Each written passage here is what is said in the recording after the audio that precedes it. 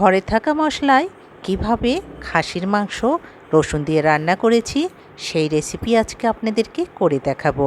Welcome to my channel cooking house by Zeba. চলুন দেখে নিই কীভাবে অল্প সময়ে খাসির মাংস রসুন দিয়ে রান্না করা যায়।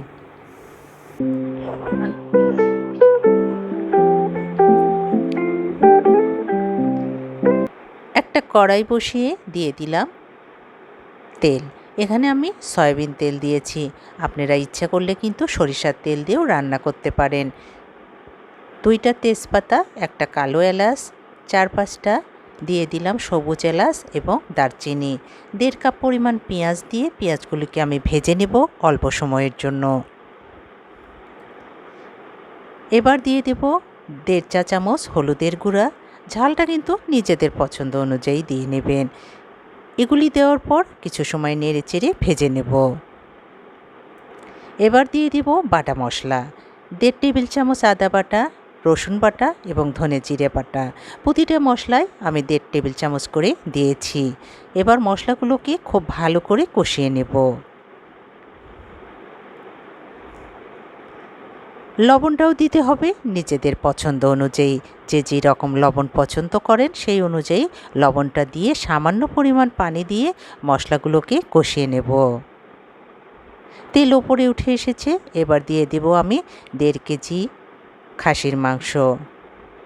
মাংসগুলো দেওয়ার পর খুব ভালো করে মশলার সঙ্গে মিশিয়ে দেব। ভালো করে নেড়ে চেড়ে ঢাকা দিয়ে দেব। বেশ কিছুটা পানি বের হয়েছে, আবারও কিছু সময় আমি কষিয়ে নেব।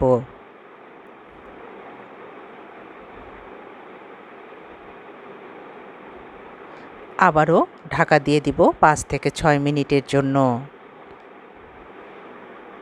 ঢাকাটা তুলে কতটা পানি বের হয়েছে দেখেই বুঝতে পাচ্ছেন। এবার কিন্তু অপেক্ষা করব পানিটা শুকিয়ে যাওয়া পর্যন্ত, তবে মাঝে মাঝে অবশ্যই নেড়ে দিতে হবে। মাংসের পানি শুকিয়ে গিয়েছে, আবারও কিছু সময় নেড়ে চেড়ে আমি পানি দিয়ে দেব। তবে এবার গরম পানি দিব, এতে করে মাংস খুব তাড়াতাড়ি সিদ্ধ হয়ে যাবে। পরিমাণ মতো গরম পানি দিয়ে আবারও ঢাকা দিয়ে রান্না করব আধা ঘন্টা পর্যন্ত, তবে মাঝে মাঝে কিন্তু অবশ্যই নেড়ে দিতে হবে। আধা ঘন্টা পর ফিরে এলাম, মাংস প্রায় 80% সিদ্ধ হয়ে গিয়েছে।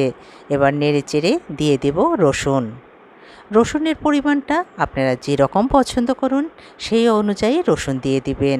ভালো করে নেড়ে চেড়ে আবারও ঢাকা দিয়ে রান্না করে নেব রসুন সিদ্ধ হওয়া পর্যন্ত।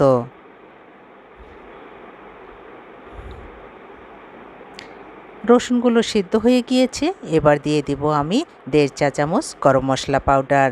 ভালো করে নেড়ে চেড়ে আমি দমে বসিয়ে রাখবো আরও 5 থেকে 6 মিনিটের জন্য, তারপর পরিবেশনে চলে যাব।